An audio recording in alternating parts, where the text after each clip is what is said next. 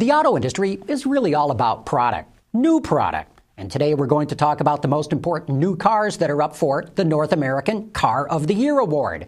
Joining me today are Marty Paget from High Gear Media and Eddie Alterman, the editor of Car and Driver magazine. They, like me, are members of the jury for the North American Car of the Year Award. It's the only automotive award that's not tied into any kind of advertising. We call it like we see it. We're a jury of nearly 50 journalists from throughout the United States and Canada who work for magazines and newspapers, television and radio stations, newsletters and websites. We report on cars for all different kinds of audiences, enthusiasts, commuters, and families. In other words, we consider all kinds of buyers. Even though the jury has already voted, we do not know who won. We'll learn that at the press conference that kicks off the North American International Auto Show in Detroit. So stick around, because today on Autoline, we are discussing the best new cars that are in the market right now.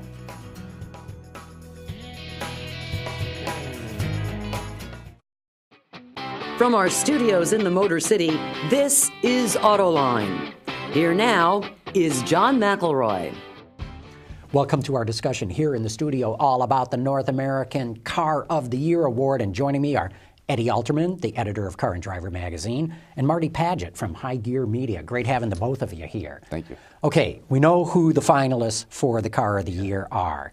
Chevrolet Volt, Nissan Leaf, wow, two electric cars, or we can debate whether the Volt is electric, and the Hyundai Sonata. And Marty, let's start with the Volt, and let me start with you. What's your overall impression of the Volt? I think it's a space shuttle. Essentially it is GM's long shot at making everything work all at once, and they did it. But you know that I've signed up to buy a Leaf, so... You're biased here. I'm not, no, I don't think so. I think the Volt is a different proposition for a different buyer, probably is even different geographically. Both of them are huge technological and marketing successes, even though they haven't sold any vehicles, really. The awareness that they brought to electric vehicles is huge.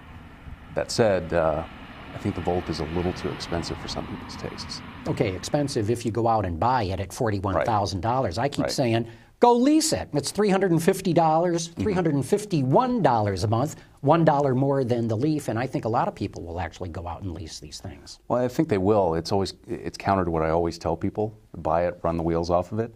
So if you're bringing a lot of people into a leasing situation, is everyone going to want to lease a car? Who wants to own it? I mean, I want to own a car. And I don't think you can put a price on superiority or social superiority and smugness. When you're driving that Volt, it's worth every penny of that $41,000. Because you look over at a guy in a BMW 7 Series and you're like, yeah, that's old technology. There is an incredible sense of, driving a moonshot, doing something, or putting your money and your personality into this thing that is really kind of futuristic and incredible. And what's amazing to me is just the spirit of General Motors as expressed in cars like the Volt and its opposite, like the CTS-V. I mean, they're really going for it in a way that we haven't seen from them since the 50s and the 60s. And through a bankruptcy, through all this, they still kind of didn't lose that pioneering spirit, and I think that's fantastic. And that's what, to me, the most surprising thing about this list of these three cars, Sonata, Leaf, Volt, is how unsurprised I am that they're on this list. We've got two electric cars, well, one range extending, whatever you want to call it. You have a pure EV, and you have this Hyundai that, however many years ago, they came in 25 years ago, 20 years ago, they almost went back to Korea with their tail between their legs. I mean, everybody is a player here, and it's pretty incredible, I think. Let's go back and talk about why you bought a Leaf. I think we really have to talk about the Leaf and the Volt simultaneously, because I think it's going to come down to one of those two, but we'll get into that later in the show. Why'd you buy a Leaf? I bought one mostly... Or why do you want to buy a Leaf? Well, because true. nobody can get one yet, right? I want to buy a Leaf. I was told April at first. Now it's late summer. Of 2011, so I don't know if that means June or September 30th. Yeah. Regardless, it's just the time for a new car to pass on a car to someone else. So I looked around, and we're kind of the test case for Leaf buyers. We already own a Prius. We are predisposed to new technology. I think my desk would prove that out. And I really thought, I looked at the purchase as a gadget. how does this thing work? How am I going to enjoy using it over the years? It's a different experience, and I want to see that firsthand when it first hits the market. And there's something to the smug factor is a little bit of it, if only because this is our first electric car. Yeah. This is something that will not happen again in my lifetime.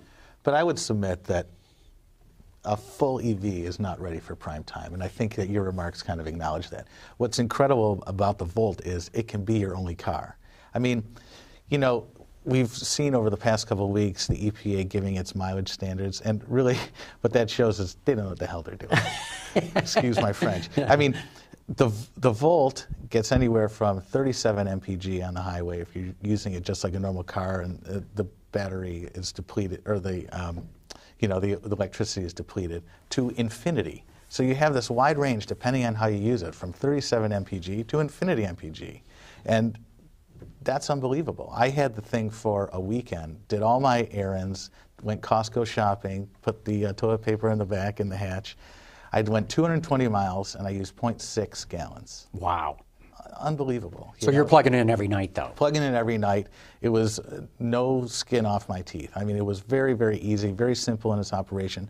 Just plugging in at 120, getting a full charge in however many, 10 hours or whatever, and used it every day. And when I had to dip into the gasoline, the transition was so seamless and unbelievable that really the only thing you noticed is the gauge cluster changing over. There's no real difference in NVH.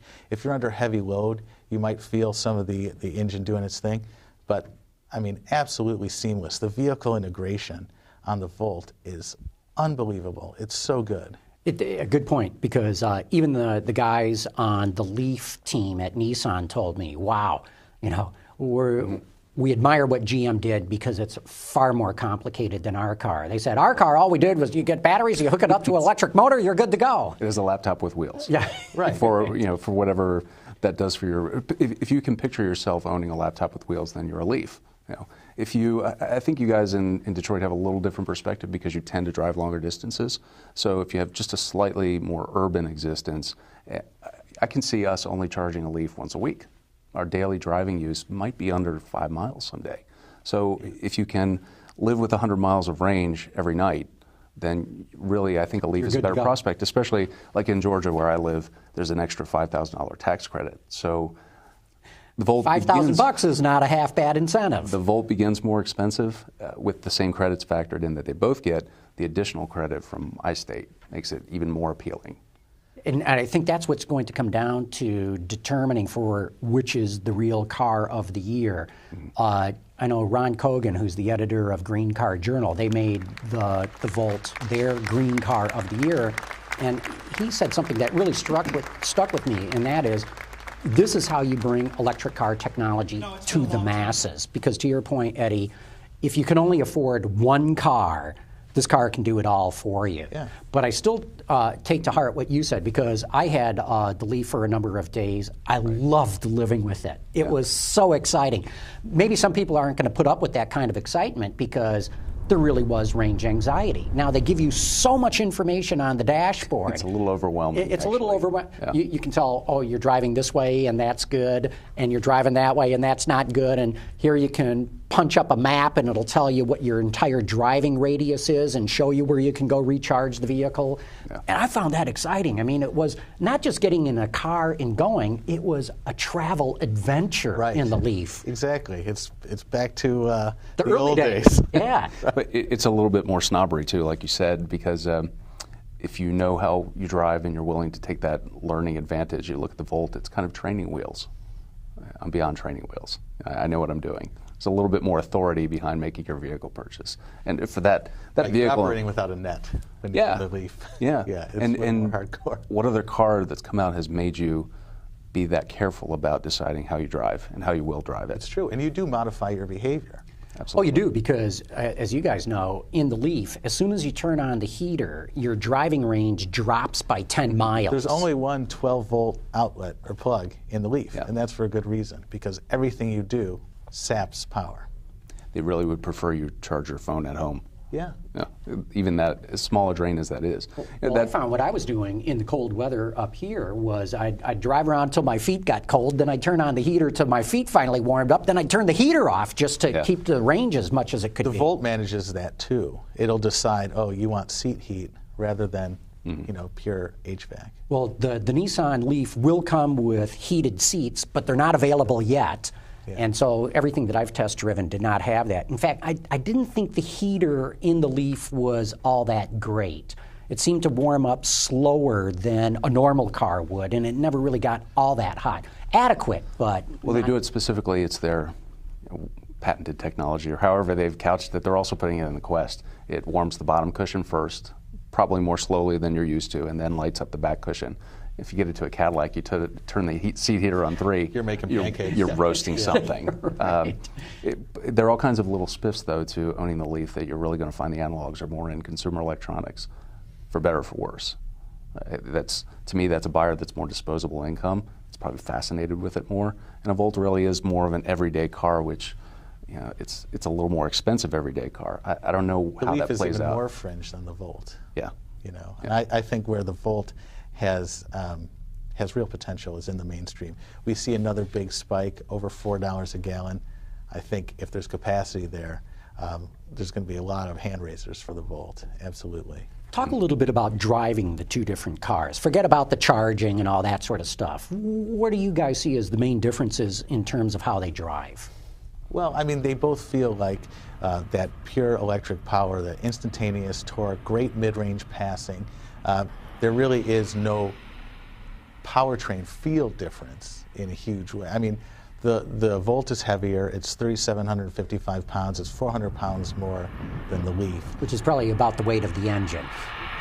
I think there's just more structure in the back end of the Volt because of the casing for the battery, the T-Drive. There's more than just batteries, but that's a big part of it for sure. Exactly. But it's low, and it is centralized. It's between the wheels, and it's low. And the CG is I think it's quite a bit lower than the Cruise that shares the same platform. So it's a stable, steady handling car and very faithful. I don't think that the steering in the Leaf is anywhere near as accurate or progressive or linear as in the Volt. I think the Volt is a little bit more fun to drive. And you look at the passing performance, it's as good as a Mazda 6. There's really a feeling of grunt, and you get used to it very, very quickly. You don't feel like you're not on pace with the rest of traffic on the highway. Okay, now let's hear about the Leaf from the guy who wants to buy one. I think it's not too amazing that both cars end up feeling a little like the places where they come from. I mean, the Volt has ground-hugging weight. The Leaf feels light, and it feels substantial. I don't want to say that it doesn't. It just feels more like a Japanese car from the 90s. It feels like we have removed all the weight we've accumulated with safety gear, with features. I mean, God forbid you'd put something heavy like a 6-disc changer in this car. That would take too much power out of the battery anyway. It doesn't steer very well. But honestly, it's like the first lighter control feel. It's more Japanese than that. Everything is lighter, and they've also gone out of their way to make it feel airy inside. The upholstery choices are light. There's just the whole thing to me feels light, and that does not mean insubstantial because the doors close well. It doesn't. They've said that they've built it to a higher refinement level because, of course, they're going to build Infinity versions, and it's a lot cheaper to do that stuff once. I can't see how much you improve it making it into an Infinity, though. There couldn't be much more sound deadening. There couldn't be much more road isolation. It's really well done. They do a great job with that. Even the way the air flows over the the fenders and the lights, they had to really manage wind noise and flow because there's no engine there. I mean, there's nothing to mask anything. Yeah.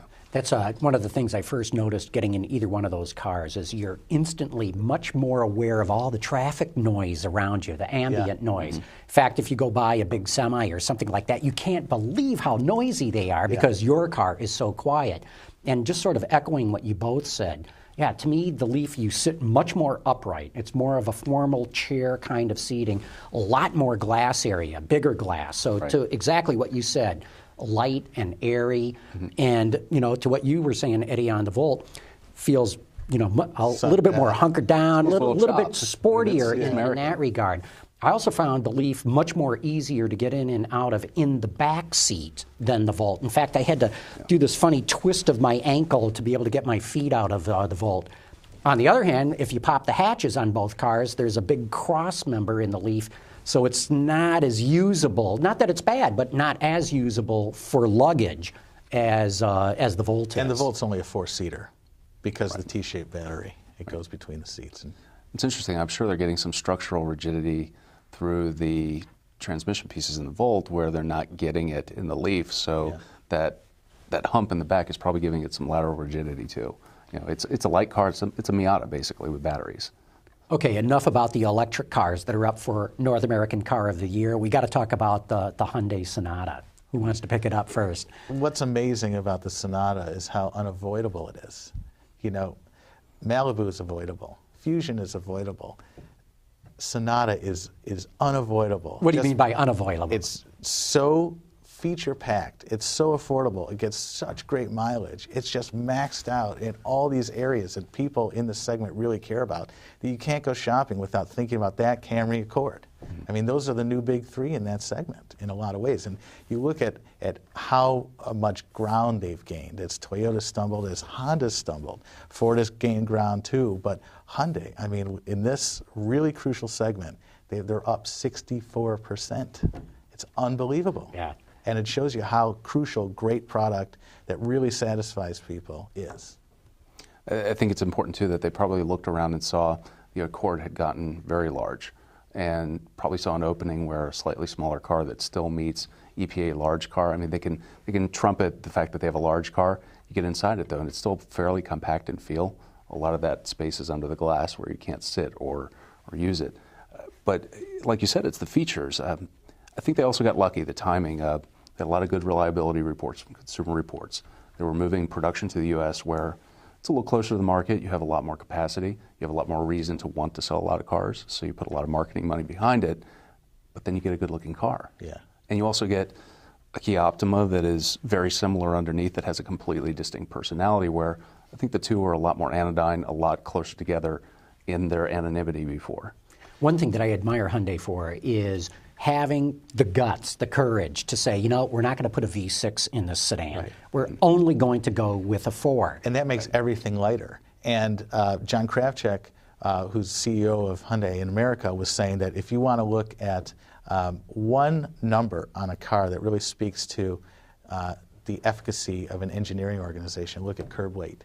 And the curb weight on that Sonata is down some 400 pounds over. Lightest in the class. Yeah, it's unbelievable. And to your point, exactly, once you decide not to put a V6 in there and you're only going to put in a 4, you can start to take out structure that doesn't need to support that V6, and then it's like, okay, now it cascades. The brakes don't have to be as big, the shocks don't have to be as big, and all the way down, and you come up with a lightweight car, and that's how you get fantastic fuel economy. Last summer, I was driving with 4 guys in the car with the air conditioning on. We're going down the highway at a little bit over the speed limit, and I was getting an indicated 40 miles to the gallon, and I was blown away by that. It's unbelievable.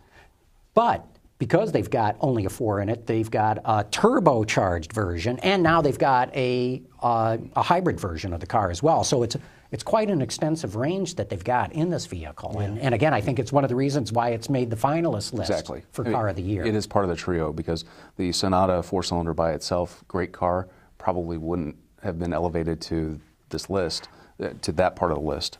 But the fact that you can choose a turbo if you're so inclined. But really the hybrid, I think, is the killer version there. It doesn't make it to market in time for the hybrid tax credits that have just gone away. But the fact that you can get a 40 mile per gallon highway Sonata hybrid puts it on par with Fusion, above Accord and Camry, which don't hit those numbers, and it gives them even more to market to. So not only do they have styling to market to, they have interior room reliability and fuel economy now. See, I don't agree on the hybrid, because when I did a test drive with it, I was driving it around for our North American Car of the Year test drive day in Hell, Michigan. I love the place by name there. And as I was driving it, I thought, you know, I don't think this is getting that good a fuel economy. In fact, I think I can beat the hybrid with the base car. So I did a little test. I had one of our fellow jurors drive the car. We did a 15-mile loop. I followed in the base car. And so we drove the exact same roads at almost the exact same speed. And I know a few tricks, as I'm sure you guys do, to try to get better fuel economy out of a car. So I pulled every trick in the book just about out. And when we got back, I had beat the hybrid by 4 miles per gallon over a 15-mile loop. So to me, that tells me I think they got some more calibration work to do on that hybrid. Well, and the hybrid's carrying more weight, and I also agree with you. I don't think the drivability of that hybrid is quite as refined as it is, in the. It's not as good as the Fusion. I think that's no the best. way. Yeah. But if you look at where you're driving more highway miles, I mean, it's really optimized for highway driving. It was essentially 2-lane country road kind of stuff, not stop and go driving. Right. And to your point, exactly, Hyundai says, hey, our hybrid is designed to get better fuel economy on the highway rather than most other hybrids, which are in stop-and-go city driving. Right. So I was driving it in the ideal situation for this hybrid, and I was still able to beat it with the base car, which again comes back to show just how good that base car is. Yeah. So that probably underscores a different point, that just having the word hybrid available to your dealers is probably more important than what the actual numbers are. The tax credit would be even better, but the fact that the basic car was already to the point where it was challenging the likes. I mean, it's elbowed aside the Altima.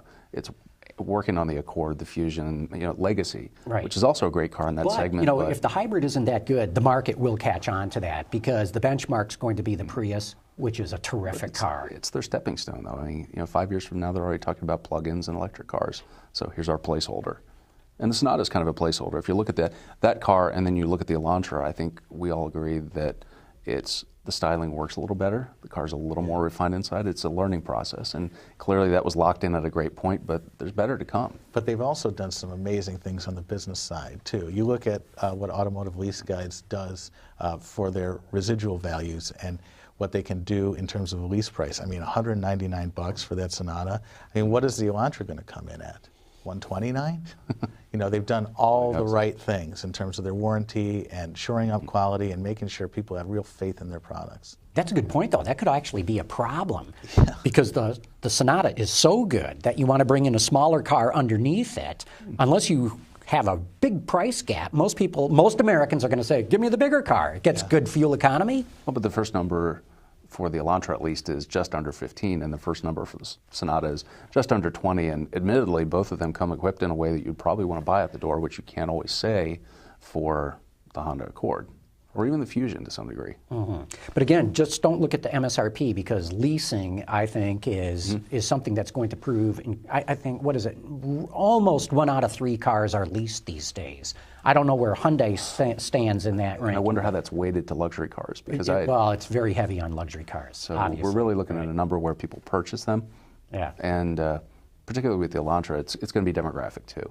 Maybe if you already own a Sonata, when your kid goes to school, you give them an Elantra because now you're convinced it's reliable and safe. And by the way, it looks good too. And we've had this great experience. The feature package is unbelievable. Hold on, because I'm going to put you guys on the spot. We're getting down to the end here. Okay, we got the Volt, we got the Leaf, we got the Hyundai Sonata. Marty, which one's going to win Car of the Year? I think the Volt will win, but it's not my choice. I think it's a great car. I think it's fantastic achievement. It's fascinating too. But I just think that there's a tendency to brush aside the Leaf because it's almost like this historic moment is not happening. And I'm not sure why that is. I think for me, the Sonata is the most significant car, though. They're already selling 150,000 a year, and they were nowhere before. That's exactly true. If the cadence was different, I think you'd have winners all across the board. You could have Volt 1 year, Sonata 1 year, Leaf 1 year, but they're all together this year. But my pick is the Volt. I just think it's phenomenal. And you drive it and you become a believer. The problem is it's going to take a 45-minute drive and somebody on a test drive to see that switchover between both sources of power to really get it. Because when you do that, it clicks and you go, I think there's going to be a little bit of Volt fatigue on the part of the jury because it's won Motor Trend's Car of the Year, Automobile, Green Car Journal's Green Car of the Year. Right. My prediction is actually the Leaf is going to win this thing. I'd be happy with any of them. I wonder if the Volt doesn't still suffer a little bit because of everything that's gone on in the last 2 years. Maybe there's still some people who think politically I don't want to have anything to do with it, but I don't know if that necessarily turns them on to Japanese and Korean cars. Yeah. Okay, real quick because we are down to the end. Truck of the Year. We know the 3 finalists are the Dodge Durango, the Ford Explorer, and the Jeep Grand Cherokee. Which one's going to win Truck of the Year? They're all phenomenal. I think that the story is probably in Chrysler, just the turnaround with those vehicles. And the Durango is so useful and so wonderful to drive and such a great ride. Heavy, and I think that the 6 has a little problem motivating it, but that might win. Although the Explorer, even though it gets expensive with options, phenomenal infotainment package. The ride and handling on that thing is really well sorted, and the packaging is terrific. I mean, that's going to be the harder choice. Okay, real quick, Marty. It's between the Explorer and Grand Cherokee. Either one is fine. I know which one I'd pick. Which one will you pick? I would pick the Explorer because I think it's going to have a much bigger impact on sales. I mean, there's a significance to butts and seats. Okay, I'm going with Durango. But Eddie Alterman, Marty Padgett, thanks so much for being on. Thank you for watching, and I'll be back in a moment with some closing thoughts.